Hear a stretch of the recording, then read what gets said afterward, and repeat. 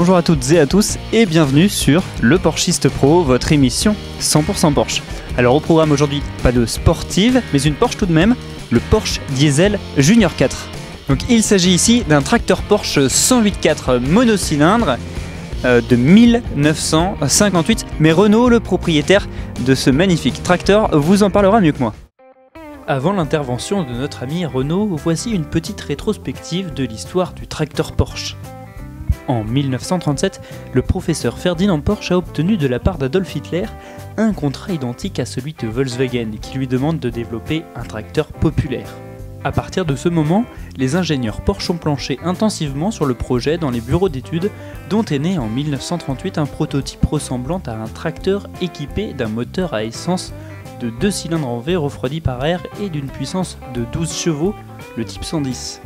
Après la fin de la guerre, Erwin Allgaier, constructeur d'outils agricoles, s'est aussi intéressé au projet d'un tracteur populaire. C'est après un accord passé entre Allgaier et Porsche en 1949 qu'est sorti des usines le tracteur du type 313, premier tracteur diesel. En 1952, une nouvelle chaîne de construction des moteurs fut mise en service par la maison Porsche. Ces moteurs diesel, de 1 à 4 cylindres, A111, A122, A133 et A144 furent développés sur le principe de la construction par addition, de façon à ce que les pièces essentielles construites à la chaîne soient interchangeables. Parmi ces tracteurs, nous retrouvons le P312 créé en 1953 et destiné aux plantations de café muni d'une apparence plutôt originale. De 1949 à 1955, environ 30 000 tracteurs Porsche sont sortis des usines Allgaier.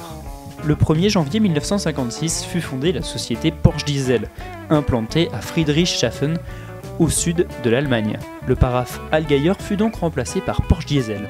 Avec 111 000 immatriculations de tracteurs, Porsche Diesel passait au 6e rang constructeur allemand en 1957, au 2e en 1958.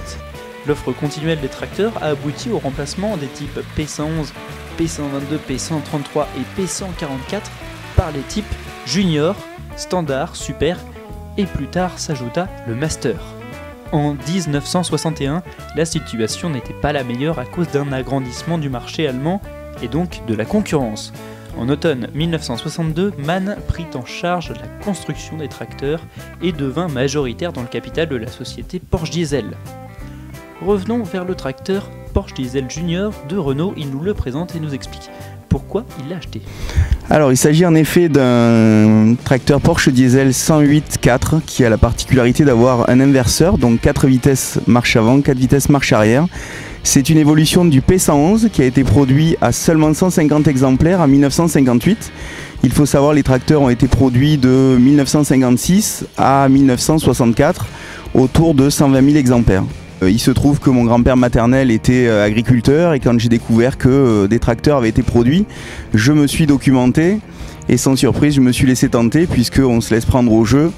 On en découvre un, on apprend qu'il y a eu d'autres variantes, on se met en quête du Graal et puis pour ma part donc je suis allé jusqu'à en récupérer 4 en Autriche, en Allemagne, en Espagne, des versions vignerons étroite et également un modèle dont je t'ai parlé, le rarissime P312 qui n'a été produit qu'à 220 exemplaires au Brésil pour la culture du café et qui a la particularité d'être le seul bicylindre essence de toute la gamme qui est diesel. Rapidement on y retrouve quasiment toutes les caractéristiques d'une voiture, donc on a un châssis poutre central, on va y retrouver 4 roues bien entendu avec tout ce qui est équipé pour le freinage.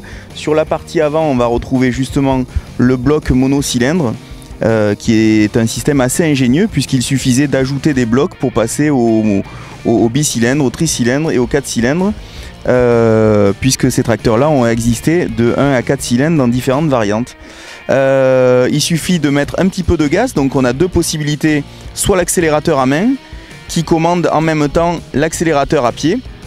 On parlait d'inverseur, donc celui-ci se trouve là, vers l'avant pour la marche avant, vers l'arrière pour la marche arrière, et le petit levier de vitesse avec 4 vitesses en H comme sur les anciennes voitures. Comme je te l'ai montré, c'est très simple, donc clé de contact, on appuie, un petit filet de gaz, et normalement si tout va bien, un petit préchauffage, mais comme on vient de rouler, c'est pas bien nécessaire.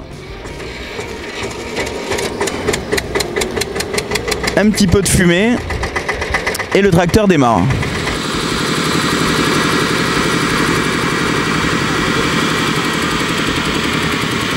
Effectivement, c'est vrai que leur usage est pas très aisé, comme on le devine, bien qu'il suffit de tourner la clé, d'aller faire un petit tour pour avoir tout de suite la banane.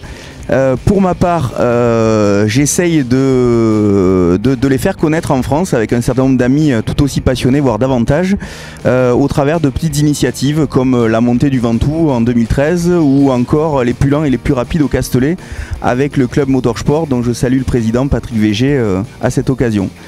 Voilà, donc ça permet tout simplement de rappeler qu'il n'y a pas eu que des voitures mais également des tracteurs, ce dont beaucoup de personnes ignorent.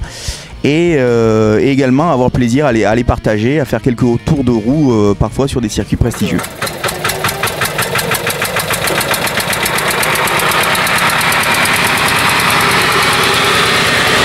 Alors c'est pas les mêmes sensations qu'à bord d'une Porsche 911, c'est sûr, c'est pas très rapide hein, mais c'est très fun.